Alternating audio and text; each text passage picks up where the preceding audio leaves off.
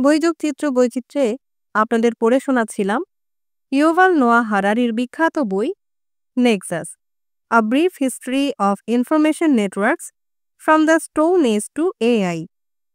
বইটির এই পর্বেও থাকছে অধ্যায় 5-এর পরবর্তী অংশ, অর্থাৎ চতুর্থ অংশ। অধ্যায় 5-এর শিরোনাম সিদ্ধান্ত, গণতন্ত্র এবং একনায়কতন্ত্রের সংক্ষিপ্ত ইতিহাস। কেউই পরিপূর্ণ নয়। সর্বগ্রাসী ও কর্তৃত্ববাদী নেটওয়ার্কগুলোর আরও অনেক সমস্যার সম্মুখীন হতে হয়, যা শুধু অবরুদ্ধ ধমনীর মধ্যেই সীমাবদ্ধ নয়। প্রথমত ও সর্বাধিক গুরুত্বপূর্ণ, তাদের স্বনিয়ন্ত্রণ প্রক্রিয়া অত্যন্ত দুর্বল হয়।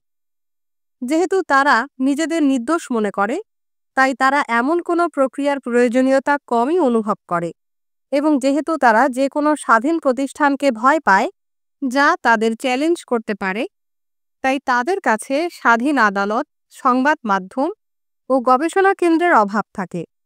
এর ফলে প্রতিদিনের ক্ষমতার অপব্যবহার, যেটা সব সরকারেরই হয়ে থাকে, তা প্রকাশ করার এবং সংশোধন করার কেউ থাকে না।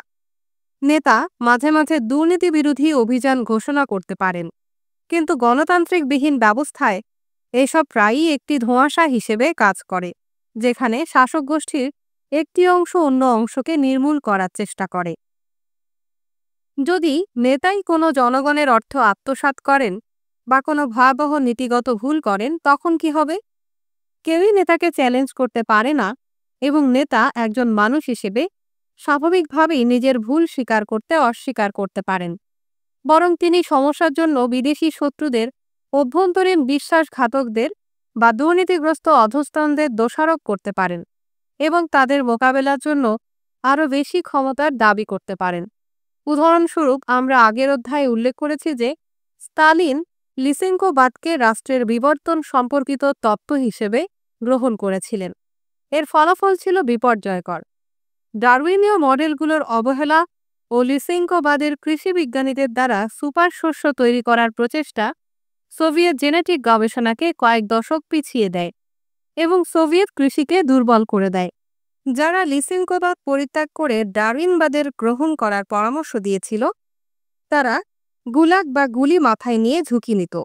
লিসেঙ্কোবাদের এই উত্তরাধিকার কয়েক দশক ধরে সোভিয়েত বিজ্ঞান ও কৃষিবিদ্যাকে জর্জরিত করেছিল, এবং 1970-এর দশকের প্রথম দিকে ইউএসএসআর একটি প্রধান শস্য রপ্তানিকারক থেকে শস্য আমদানিকারক হয়ে ওঠার অন্যতম কারণ ছিল, যদিও তাদের বিশাল উর্বর ভূমি ছিল। এই একই গতি অন্যান্য ক্ষেত্রেও লক্ষ্য করা যায়।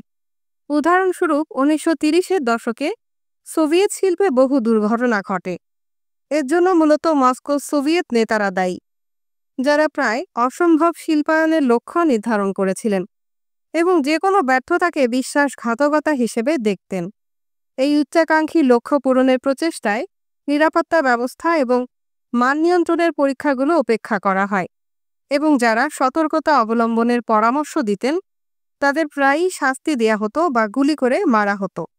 এর ফলস্বরূপ শিল্প দুর্ঘটনার ঢেউ, অব্যবস্থাপনাপূর্ণ এবং অপচরিত প্রচেষ্টা দেখা যায়। মস্কো দায়িত্ব নেয়ার পরিবর্তে এই সমস্ত কিছুকে একটি শৈল্পিক ট্রটস্কিপন্থী সাম্রাজ্যবাদী ষড়যন্ত্রের কাজ বলে মনে করেছিল, যারা সোভিয়েত প্রচেষ্টা ব্যর্থ করার জন্য ষড়যন্ত্র করেছিল। নিরাপত্তা বিধি গ্রহণের পরিবর্তে নেতারা আরও সন্ত্রাসের দ্বারস্থ হয়েছিল এবং আরও মানুষকে হত্যা করেছিল। একটি প্রসিদ্ধ উদাহরণ হল পাভেল রিচাগভ। তিনি সোভিয়েত ইউনিয়নের অন্যতম সেরা এবং সাহসী পাইলট ছিলেন, যিনি স্প্যানিশ গৃহযুদ্ধের সময় রিপাবলিকানদের সহায়তা করেছিলেন এবং জাপানের আক্রমণের বিরুদ্ধে চীনের পাশে দাঁড়িয়েছিলেন। তিনি দ্রুত পদোন্নতি পেয়ে 1940 সালের আগস্টে মাত্র 29 বছর বয়সে সোভিয়েত বিমান বাহিনীর কমান্ডার হন। কিন্তু স্পেনে নাৎসি বিমানগুলোকে গুলি করে নামানোর সাহস তাকে মস্কোতে গভীর সমস্যায় ফেলে। সোভিয়েত বিমান বাহিনীর বহু দুর্ঘটনা ঘটে, যা পলিট ব্যুরো শৃঙ্খলার অভাব এবং সোভিয়েত বিরোধী ষড়যন্ত্রের ওপর দোষ চাপায়। রিচাগভ, যিনি ফ্রন্টলাইন পাইলট ছিলেন, এই সরকারি বক্তব্য মেনে নিতে অস্বীকার করেন। তিনি স্তালিনকে সরাসরি বলেন যে পাইলটদের তাড়াহুড়ো করে তৈরি এবং খারাপভাবে উৎপাদিত বিমানে উঠতে বাধ্য করা হচ্ছিল, যা তিনি কফিনে ওড়ার সঙ্গে তুলনা করেন।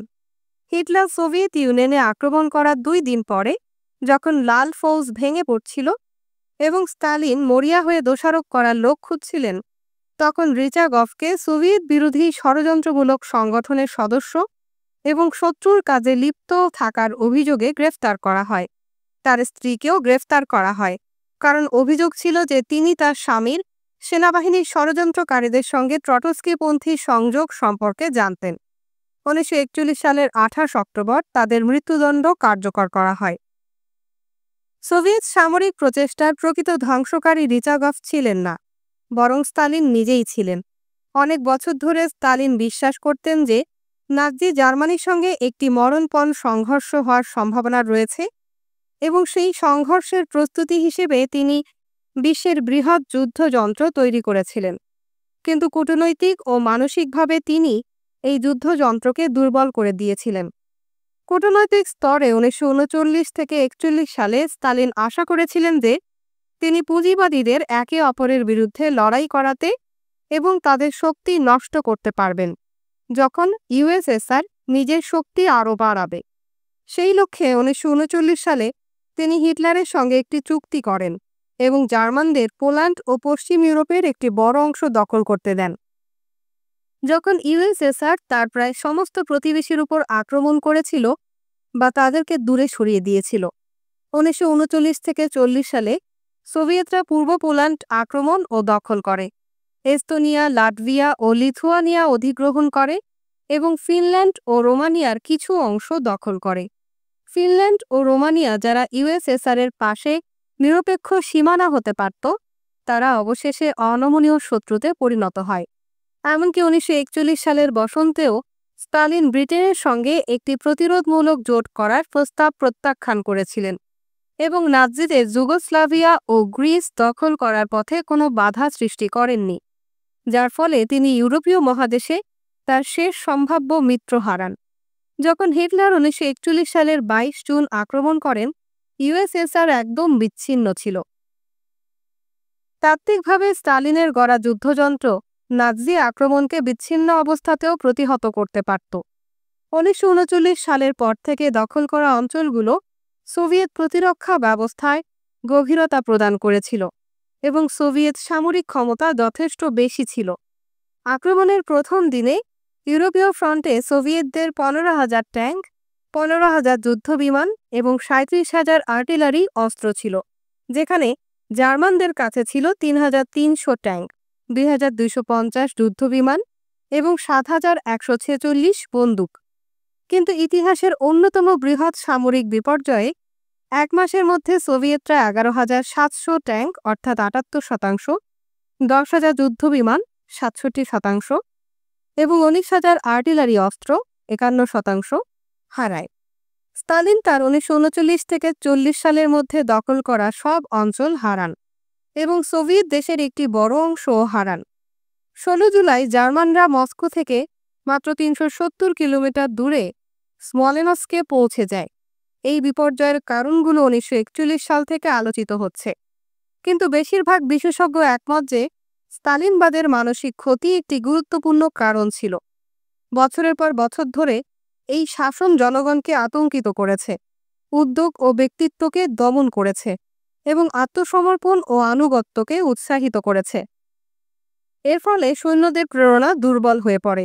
বিশেষ করে যুদ্ধের প্রথম কয়েক মাসে নাৎজি শাসনের ভয়াবহতা পুরোপুরি উপলব্ধি করার আগে লাল ফৌজের সৈন্যরা বিশাল সংখ্যায় আত্মসমর্পণ করে।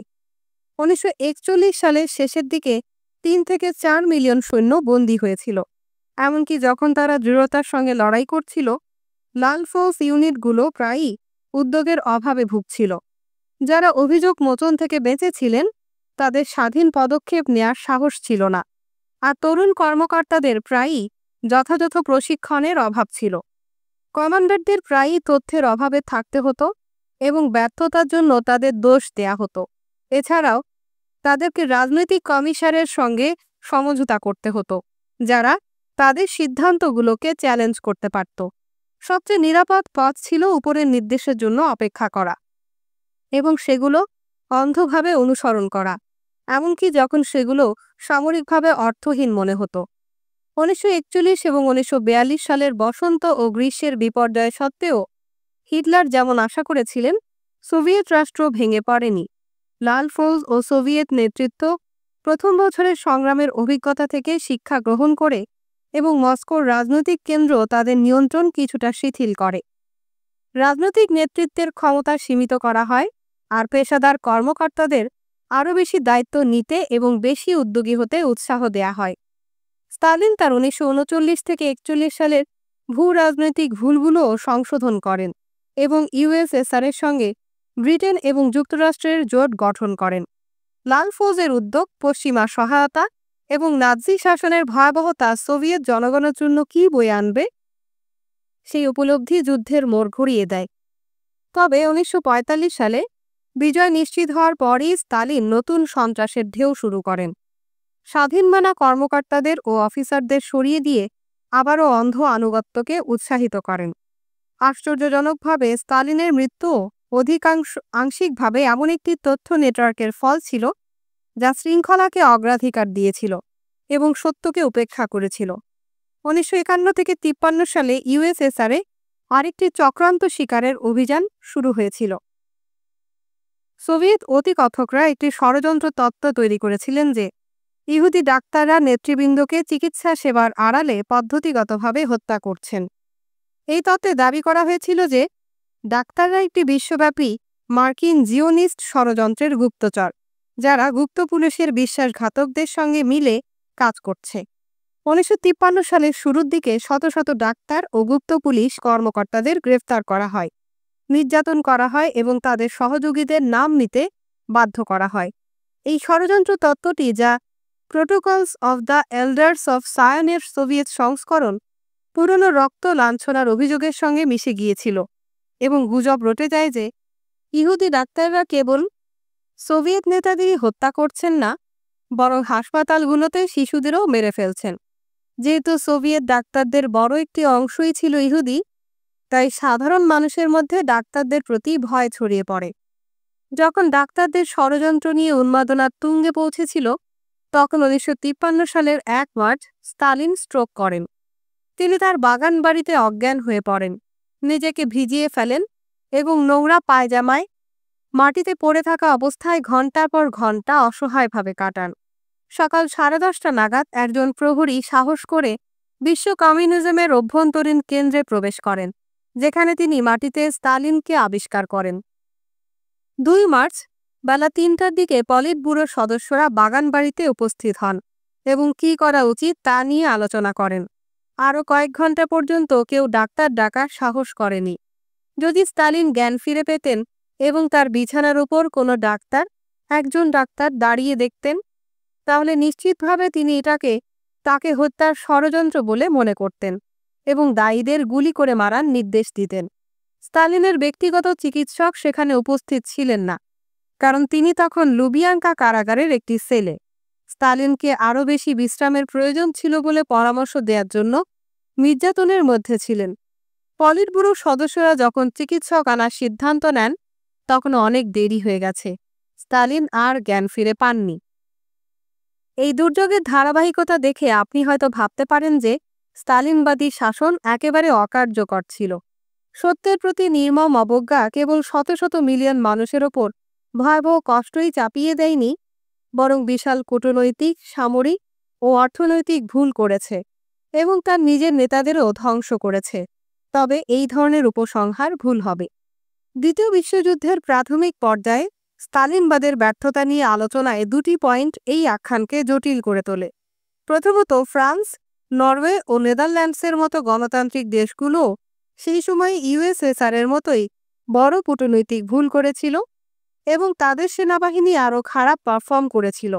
দ্বিতীয়ত, যে সামরিক যন্ত্রটি লাল ফৌজ, ফরাসি আর্মি, ডাচ আর্মি ও আরও অনেক সেনাবাহিনীকে পরাজিত করেছিল, তা নিজেই একটি সর্বগ্রাসী শাসন দ্বারা নির্মিত হয়েছিল।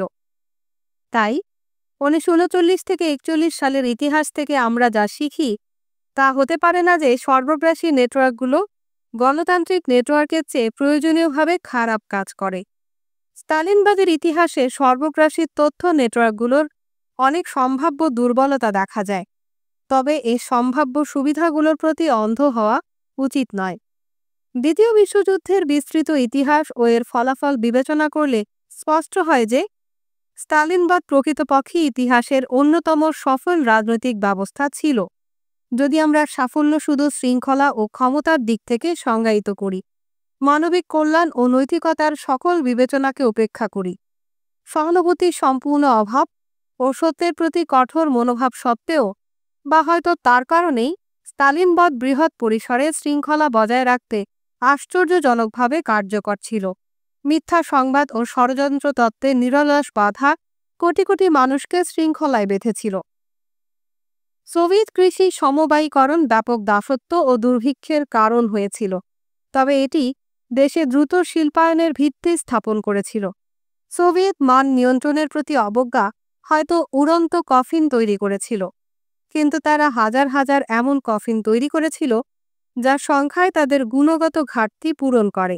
মহাতঙ্কের সময় লাল ফৌজ কর্মকর্তাদের ধ্বংস করা 1941 সালে সেনাবাহিনীর ভয়াবহ পারফরম্যান্সের প্রধান কারণ ছিল, কিন্তু এটি এমন একটি মূল কারণও ছিল যে ভয়াবহ পরাজয়ের পরেও কেউ স্তালিনের বিরুদ্ধে বিদ্রোহ করেনি। সোভিয়েত সামরিক যন্ত্র শত্রুর পাশাপাশি তার নিজস্ব সৈন্যদেরও ধ্বংস করার প্রবণতা ছিল, কিন্তু শেষ পর্যন্ত এটি বিজয়ের পথে এগিয়ে চলেছিল। 1940 এবং 1950-এর দশকের শুরুতে বিশ্বের অনেকেই বিশ্বাস করতেন যে স্তালিনবাদ ভবিষ্যতের পথিকৃৎ। দ্বিতীয় বিশ্বযুদ্ধে জয়লাভ করে রাইখস্টাগের উপরে লাল পতাকা উড়িয়ে মধ্য ইউরোপ থেকে প্রশান্ত মহাসাগর পর্যন্ত একটি সাম্রাজ্য শাসন করে বিশ্বজুড়ে ঔপনিবেশিকতা বিরোধী সংগ্রামকে উজ্জীবিত করে এবং অসংখ্য অনুরূপ শাসন ব্যবস্থার অনুপ্রেরণা জুগিয়েছিল। এমনকি পশ্চিমা গণতন্ত্রের বিশিষ্ট শিল্পী এবং চিন্তাবিদদের মধ্যেও স্তালিনবাদের প্রশংসক ছিল, যারা বিশ্বাস করতেন যে গুলাগ এবং শুদ্ধিকরণের অস্পষ্ট গুজব সত্ত্বেও স্তালিনবাদী পুঁজিবাদী শোষণের অবসান ঘটিয়ে একটি পুরোপুরি ন্যায়পরায়ণ সমাজ তৈরি সর্বোত্তম উপায়। এভাবে স্তালিনবাদ বিশ্ব শাসনের কাছাকাছি পৌঁছে গিয়েছিল। এটার সরল বিশ্বাস হবে যদি আমরা মনে করি যে সত্যের প্রতি স্তালিনবাদের অবজ্ঞাই তাকে পতনের দিকে নিয়ে গেছে, বা তার চূড়ান্ত পতন এই নিশ্চয়তা দেয় যে এমন একটি ব্যবস্থা আর কখনো উদ্ভূত হতে পারবে না। তথ্য ব্যবস্থাগুলোর সামান্য সত্য ও অনেক শৃঙ্খলা নিয়ে অনেক দূর পর্যন্ত পৌঁছাতে পারে। যারা স্তালিনবাদের মতো ব্যবস্থার নৈতিক মূল্যকে ঘৃণা করেন, তারা শুধু এর তথাকথিত অদক্ষতার উপর নির্ভর করে এটিকে পথ থেকে সরিয়ে দিতে পারবেন না। প্রযুক্তিগত দোলাচল। যখন আমরা গণতন্ত্র ও সাম্রাজ্যবাদকে বিভিন্ন প্রকারের তথ্য নেটওয়ার্ক হিসেবে দেখি, তখন আমরা বুঝতে পারি কেন তারা নির্দিষ্ট সময়ে বিকশিত হয় এবং অন্য সময়ে অনুপস্থিত থাকে। এটা শুধু এই কারণে নয় যে মানুষ নির্দিষ্ট রাজনৈতিক আদর্শের প্রতি আস্থা হারায় বা অর্জন করে, বরং এটি তথ্য প্রযুক্তির বিপ্লবের ফলাফলও বটে। অবশ্য যেমন প্রিন্টিং প্রেস সরাসরি ডাইনি শিকার বা বৈজ্ঞানিক বিপ্লব সৃষ্টি করেনি, তেমনি রেডিও ও স্তালিনবাদী সাম্রাজ্যবাদ বা আমেরিকান গণতন্ত্র সৃষ্টি করেনি। প্রযুক্তি কেবল নতুন সুযোগ সৃষ্টি করে। আমরা সিদ্ধান্ত নেই কোন সুযোগগুলো গ্রহণ করা হবে। সাম্রাজ্যবাদী শাসন ব্যবস্থা আধুনিক তথ্য প্রযুক্তি ব্যবহার করে তথ্যের প্রবাহকে কেন্দ্রীভূত করতে এবং সত্যকে দমিয়ে রাখতে চেষ্টা করে, যাতে শৃঙ্খলা বজায় রাখা যায়। এর ফলে তারা অচলাবস্থার ঝুঁকির মুখোমুখি হয়। যখন ক্রমশ আরও বেশি তথ্য মাত্র একটি জায়গায় প্রবাহিত হয়, তখন তা কি কার্যকর নিয়ন্ত্রণ সৃষ্টি করবে, নাকি তা অবরুদ্ধ ধমনী এবং পরিশেষে হৃদরোগের দিকে নিয়ে যাবে? গণতান্ত্রিক শাসন ব্যবস্থা আধুনিক তথ্য প্রযুক্তি ব্যবহার করে তথ্য প্রবাহকে বিভিন্ন প্রতিষ্ঠান ও ব্যক্তিদের মধ্যে বিতরণ করতে এবং সত্যের মুক্ত অনুসরণকে উৎসাহিত করতে চায়। এর ফলে তারা বিভাজনের ঝুঁকির মুখোমুখি হয়। যেমন একটি সৌরজগতের আরও বেশি গ্রহ দ্রুতগতিতে ঘুরতে শুরু করলে কেন্দ্রটি কি স্থিত থাকবে, নাকি সবকিছু ভেঙে পড়বে এবং বিশৃঙ্খলা বিরাজ করবে? এই ভিন্ন কৌশলের আদর্শ উদাহরণ পাওয়া যায় 1960-এর দশকে পশ্চিমা গণতন্ত্র ও সোভিয়েত জোটের বিপরীত ইতিহাসে। এটি এমন একটি যুগ ছিল যখন পশ্চিমা গণতন্ত্র বিভাজন এবং বিভিন্ন বৈষম্যমূলক নীতিগুলো শিথিল করেছিল, যা তথ্যের মুক্ত প্রবাহকে বাধাগ্রস্ত করেছিল। এর ফলে পূর্বে প্রান্তিক দলগুলোকে সংগঠিত হওয়া, জনসাধারণের আলোচনায় যোগদান করা এবং রাজনৈতিক দাবি করা সহজতর হয়েছিল। এর ফলে যে সক্রিয়তার ঢেউ উঠেছিল তা সামাজিক শৃঙ্খলাকে অস্থিতিশীল করে তুলেছিল। পূর্বে যখন সীমিত সংখ্যক ধনী শ্বেতাঙ্গ পুরুষই প্রায় সব কথা বলতো, তখন সমঝোতায় পৌঁছানো অপেক্ষাকৃত সহজ ছিল। একবার দরিদ্র মানুষ, নারী, এলজিবিটিকিউ অর্থাৎ lesbian, gay, bisexual, transgender, queer or questioning এই ব্যক্তিরা, জাতিগত সংখ্যালঘু, প্রতিবন্ধী ব্যক্তি এবং অন্যান্য ঐতিহাসিকভাবে নিপীড়িত গোষ্ঠীগুলো কণ্ঠস্বর পেতে শুরু করলে তারা নতুন চিন্তাধারা, মতামত ও স্বার্থ নিয়ে আসে। ফলে পূর্বের অনেক সম্মানজনক সমঝোতাগুলো অবাস্তব হয়ে উঠেছিল। উদাহরণস্বরূপ, জিম ক্রো বিভাজন ব্যবস্থা, যা প্রজন্ম ধরে উভয় ডেমোক্রেটিক এবং রিপাবলিকান প্রশাসনের দ্বারা সমর্থিত ছিল, তা ভেঙে পড়ে। যেসব বিষয় একসময় পবিত্র এবং সর্বজন স্বীকৃত বলে মনে করা হতো, যেমন লিঙ্গ ভূমিকা, সেগুলো গভীরভাবে বিতর্কিত হয়ে ওঠে এবং নতুন সমঝোতায় পৌঁছানো কঠিন হয়ে পড়ে, কারণ আরও বেশি দল, মতামত ও স্বার্থকে বিবেচনায় নিতে হতো। কেবল একটি শৃঙ্খলাপূর্ণ আলোচনা চালানোই কঠিন হয়ে পড়েছিল, কারণ বিতর্কের নিয়মগুলোর ব্যাপারেও মতৈক্য ছিল না। এটি পুরনো অভিজাতদের এবং সদ্য ক্ষমতাপ্রাপ্তদের মধ্যে হতাশা সৃষ্টি করেছিল, যারা সন্দেহ করেছিল যে তাদের সদ্য প্রাপ্ত বাকস্বাধীনতা খালি এবং তাদের রাজনৈতিক দাবি পূরণ করা হয়নি। কথায় হতাশ হয়ে কেউ কেউ অস্ত্রের দিকে ঝুঁকেছিল। অনেক পশ্চিমা গণতন্ত্রে 1960-এর দশকটি শুধু নজিরবিহীন মতবিরোধের দ্বারা নয়, সহিংসতার উত্থানের দ্বারা চিহ্নিত হয়েছিল। রাজনৈতিক হত্যাকাণ্ড, অপহরণ, দাঙ্গা ও সন্ত্রাসী হামলা বাড়ে। জন এফ কেনেডি এবং মার্টিন লুথার কিং জুনিয়রের হত্যাকাণ্ড, কিংয়ের হত্যার পরে দাঙ্গা এবং 1968 সালে পশ্চিমা বিশ্বে ছড়িয়ে পড়া বিক্ষোভ, বিদ্রোহ ও সশস্ত্র সংঘর্ষের ঢেউ এদের মধ্যে কিছু বিখ্যাত উদাহরণ মাত্র। 1968 সালে শিকাগো বা প্যারিসের চিত্রগুলো সহজেই এমন ধারণা দিতে পারত যে সবকিছু ভেঙে পড়ছে। গণতান্ত্রিক আদর্শের প্রতি সাড়া দিয়ে আরও বেশি মানুষ এবং দলকে জনসাধারণের আলোচনায় অন্তর্ভুক্ত করার চাপ সামাজিক শৃঙ্খলাকে দুর্বল করে তুলেছিল এবং গণতন্ত্রকে অকার্যকর করে তুলেছিল। এরই মধ্যে লৌহ পর্দার পেছনে শাসন ব্যবস্থাগুলো, যারা কখনো অন্তর্ভুক্তির প্রতিশ্রুতি দেয়নি, তারা জনসাধারণের মতামত চেপে ধরে এবং তথ্য ও ক্ষমতাকে কেন্দ্রীভূত করে রেখেছিল, এবং এটি সফল বলে মনে হয়েছিল। যদিও তারা কিছু প্রান্তিক চ্যালেঞ্জের মুখোমুখি হয়েছিল, বিশেষত 1956 সালের হাঙ্গেরিয়ান বিদ্রোহ এবং 1968 সালের প্রাক বসন্তের সময়। তবে কমিউনিস্টরা এই হুমকিগুলোর মোকাবেলা দ্রুত ও কঠোরভাবে করেছিল। সোভিয়েত মূলভূমিতে সবকিছুই নিয়ন্ত্রিত এবং সুশৃঙ্খল ছিল। 20 বছর পরে সোভিয়েত ব্যবস্থা অকর্মণ্য হয়ে ওঠে। রেড স্কোয়ারের মঞ্চে উপস্থিত অসার প্রবীণ নেতারা একটি অকার্যকর তথ্য নেটওয়ার্কের আদর্শ প্রতীক হয়ে দাঁড়ায়, যেখানে কোনো গুরুত্বপূর্ণ আত্মসমালোচনামূলক প্রক্রিয়া ছিল না। ঔপনিবেশিকতার অবসান, বিশ্বায়ন, প্রযুক্তিগত উন্নয়ন ও পরিবর্তিত লিঙ্গ ভূমিকা দ্রুত অর্থনৈতিক, সামাজিক ও ভূ-রাজনৈতিক পরিবর্তনের দিকে নিয়ে যায়। কিন্তু প্রবীণ নেতারা মস্কোতে প্রবাহিত সমস্ত তথ্য সামলাতে পারছিলেন না, এবং যেহেতু অধীনস্থরা খুব বেশি উদ্ভাবনী হতে পারতেন না, পুরো ব্যবস্থাই অচলাবস্থার দিকে চলে যায় এবং শেষ পর্যন্ত ধ্বংস হয়ে পড়ে। এই ব্যর্থতা সবচেয়ে স্পষ্টভাবে অর্থনৈতিক ক্ষেত্রে প্রকাশ পেয়েছিল। অতিরিক্ত কেন্দ্রীভূত সোভিয়েত অর্থনীতি দ্রুত প্রযুক্তিগত উন্নয়ন ও ভোক্তাদের পরিবর্তিত চাহিদার সঙ্গে খুব ধীর গতিতে খাপ খাইয়ে নিচ্ছিল। উপরের আদেশ অনুযায়ী সোভিয়েত অর্থনীতি আন্তঃমহাদেশীয় ক্ষেপণাস্ত্র, যুদ্ধবিমান ও মর্যাদাসম্পন্ন অবকাঠামো প্রকল্প তৈরিতে ব্যস্ত ছিল, কিন্তু এটি সাধারণ মানুষের ক্রয় করতে চাওয়া জিনিস, যেমন কার্যকর রেফ্রিজারেটর থেকে পপ মিউজিক উৎপাদন করতে ব্যর্থ হচ্ছিল, এবং সামরিক প্রযুক্তির উন্নত ক্ষেত্রেও পিছিয়ে পড়েছিল। এর ব্যর্থতা সবচেয়ে বেশি চোখে পড়ে সেমিকন্ডাক্টর খাতে, যেখানে প্রযুক্তির বিকাশ ছিল অত্যন্ত দ্রুত। পশ্চিমে সেমিকন্ডাক্টর তৈরি হচ্ছিল অসংখ্য বেসরকারি কোম্পানির মধ্যে মুক্ত প্রতিযোগিতার মাধ্যমে, যেমন ইন্টেল ও তোশিবা, যাদের প্রধান ক্রেতা ছিল অন্যান্য বেসরকারি কোম্পানি যেমন অ্যাপল ও সোনি। তারা মাইক্রোচিপ ব্যবহার করে বেসামরিক পণ্য তৈরি করত, যেমন ম্যাকিনটশ, পার্সোনাল কম্পিউটার ও ওয়াকম্যান।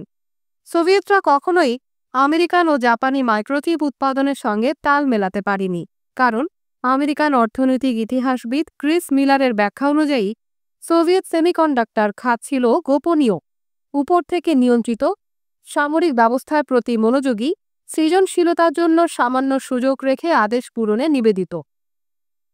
সোভিয়েতরা পশ্চিমা প্রযুক্তি চুরি এবং নকল করে ব্যবধান পূরণের চেষ্টা করেছিল, যা কেবল নিশ্চিত করেছিল যে তারা সর্বদা কয়েক বছর পিছিয়ে থাকবে। এভাবে প্রথম সোভিয়েত পার্সোনাল কম্পিউটার 1984 সালে আবির্ভূত হয়, যখন যুক্তরাষ্ট্রে ইতিমধ্যেই 1,10,00,000 পিসি ছিল। পশ্চিমা গণতন্ত্র কেবল প্রযুক্তিগত ও অর্থনৈতিকভাবে অগ্রসর হয়নি, তারা সামাজিক শৃঙ্খলাও ধরে রাখতে পেরেছিল, বা হয়তো অন্তর্ভুক্তিমূলক তথ্য নেটওয়ার্কের কারণে তা সম্ভব হয়েছিল। বহু ত্রুটি থাকা সত্ত্বেও যুক্তরাষ্ট্র, জাপান ও অন্যান্য গণতান্ত্রিক দেশগুলো আরও বেশি মতামতের জন্য জায়গা তৈরি করে একটি গতিশীল ও অন্তর্ভুক্তিমূলক তথ্য ব্যবস্থা গড়ে তুলেছিল, যা ভেঙে পড়েনি। এটি এমন একটি বিস্ময়কর সাফল্য ছিল যে অনেকেই মনে করেছিল যে গণতন্ত্রের সর্বাত্মকবাদের উপর জয়টি চূড়ান্ত। এই বিজয় প্রায়ই ব্যাখ্যা করা হয়েছে তথ্য প্রক্রিয়াকরণের একটি মৌলিক সুবিধার মাধ্যমে। সর্বাত্মকবাদ কাজ করত না, কারণ সমস্ত ডেটা একক কেন্দ্রে কেন্দ্রীভূত করার চেষ্টা ছিল অত্যন্ত অকার্যকর। একবিংশ শতাব্দীর শুরুতে তাই মনে হচ্ছিল যে ভবিষ্যৎ বিতরণকৃত তথ্য নেটওয়ার্ক ও গণতন্ত্রের। এটি ভুল প্রমাণিত হয়েছিল। প্রকৃতপক্ষে পরবর্তী তথ্য বিপ্লব ইতিমধ্যেই গতি পাচ্ছিল, গণতন্ত্র ও সর্বাত্মকবাদের মধ্যে নতুন প্রতিযোগিতার ক্ষেত্র প্রস্তুত করে দিচ্ছিল। কম্পিউটার, ইন্টারনেট, স্মার্টফোন, সামাজিক মাধ্যম ও কৃত্রিম বুদ্ধিমত্তা গণতন্ত্রের জন্য নতুন চ্যালেঞ্জ তৈরি করেছিল। কেবল প্রান্তিক জনগোষ্ঠীই নয়, যে কোনো ইন্টারনেট সংযোগধারী মানুষ এবং এমনকি অমানবিক এজেন্টদেরও কণ্ঠ প্রদান করে। 2020-এর দশকের গণতন্ত্র আবারও নতুন কণ্ঠস্বরকে জন আলোচনায় অন্তর্ভুক্ত করার চ্যালেঞ্জের সম্মুখীন হয়, সামাজিক শৃঙ্খলা ধ্বংস না করেই। পরিস্থিতি 1960-এর দশকের মতোই বিপর্যস্ত দেখাচ্ছে, এবং এবার গণতন্ত্র আগের পরীক্ষার মতো সফলভাবে উত্তীর্ণ হবে কিনা তা নিশ্চিত না। একই সময়ে নতুন প্রযুক্তিগুলো সর্বাত্মকবাদী শাসন ব্যবস্থার জন্যও নতুন আশা এনে দেয়, যারা এখনও সমস্ত তথ্যকে একক কেন্দ্রে কেন্দ্রীভূত করার স্বপ্ন দেখে। হ্যাঁ, রেড স্কোয়ারের পুরনো নেতারা লক্ষ লক্ষ মানুষের জীবনকে একক কেন্দ্র থেকে সংগঠিত করার কাজে সক্ষম ছিলেন না, কিন্তু হয়তো কৃত্রিম বুদ্ধিমত্তা তা করতে পারবে। একবিংশ শতাব্দীর দ্বিতীয় চতুর্থাংশে প্রবেশ করার সঙ্গে সঙ্গে একটি কেন্দ্রীয় প্রশ্ন হয়ে দাঁড়িয়েছে, কিভাবে গণতন্ত্র এবং সর্বাত্মকবাদী শাসন ব্যবস্থা বর্তমান তথ্য বিপ্লবের ফলে উদ্ভূত হুমকি ও সুযোগগুলো সামলাবে। নতুন প্রযুক্তিগুলো কি একটি শাসন ব্যবস্থাকে অন্যটির উপরে প্রাধান্য দেবে, নাকি আমরা আবারও এক নতুন বিভক্ত বিশ্ব দেখতে পাব, যেখানে লৌহ যবনিকার পরিবর্তে এবার বিভাজন ঘটবে সিলিকন পর্দায়? পূর্বের যুগগুলোর মতোই তথ্য নেটওয়ার্কগুলো সত্য এবং শৃঙ্খলার মধ্যে সঠিক ভারসাম্য খুঁজে পাওয়ার জন্য সংগ্রাম করবে। কেউ কেউ সত্যকে অগ্রাধিকার দিয়ে শক্তিশালী আত্মনিয়ন্ত্রণ প্রক্রিয়া বজায় রাখবে, অন্যরা বিপরীত পথ বেছে নেবে। বাইবেলের অনুমোদন, আধুনিককালের ডাইনি শিকার এবং স্তালিনীয় সংগ্রহ অভিযানের অভিজ্ঞতাগুলো থেকে শেখা পাঠগুলো এখনও প্রাসঙ্গিক থাকবে এবং সম্ভবত সেগুলো পুনরায় শিখতে হবে। তবে বর্তমান তথ্য বিপ্লবের কিছু অনন্য বৈশিষ্ট্য রয়েছে, যা পূর্বের অভিজ্ঞতা থেকে আলাদা এবং সম্ভবত অনেক বেশি বিপজ্জনক। এতদিন পর্যন্ত ইতিহাসের প্রতিটি তথ্য নেটওয়ার্ক মানব অতিকথককে অর্থাৎ মিথ মেকার ও মানব আমলাদের ওপর নির্ভর করেই পরিচালিত হয়েছে। মাটির ফলক, পাপিরাস রোল, মুদ্রণ যন্ত্র ও রেডিও সেটগুলো ইতিহাসের সুদূর প্রসারী প্রভাব ফেলেছে, কিন্তু সর্বদাই মানুষের কাজ ছিল এই সমস্ত লেখা রচনা করা, সেগুলো ব্যাখ্যা করা এবং সিদ্ধান্ত নেওয়া যে কে ডাইনি হিসেবে পূর্বে বা কুলাক হিসেবে দাসত্বে পড়বে। তবে এখন মানুষকে ডিজিটাল অতিকথক ও ডিজিটাল আমলাদের সঙ্গেও মোকাবেলা করতে হবে। একবিংশ শতাব্দীর রাজনীতিতে প্রধান বিভাজন হয়তো আর গণতন্ত্র এবং সর্বাত্মকবাদী শাসন ব্যবস্থার মধ্যে থাকবে না, বরং মানুষের সঙ্গে অমানবিক এজেন্টদের মধ্যে হবে। গণতন্ত্র ও সর্বাত্মকবাদী শাসন ব্যবস্থার মধ্যে বিভাজন না থেকে হয়তো একটি নতুন সিলিকন পর্দা সমস্ত মানবজাতিকে আমাদের দুর্বোধ্য অ্যালগরিদমিক প্রভুদের থেকে পৃথক করবে। পৃথিবীর সকল দেশ এবং জীবনের বিভিন্ন স্তরের মানুষ, এমনকি স্বৈরশাসকরা পর্যন্ত, নিজেদের একটি ভিন গ্রহের বুদ্ধিমত্তার কাছে বশ্যতা স্বীকার করতে পারে, যারা আমাদের সমস্ত কর্মকাণ্ড নজরদারি করতে পারবে, অথচ আমরা সামান্যই জানতে পারব যে তারা কি করছে।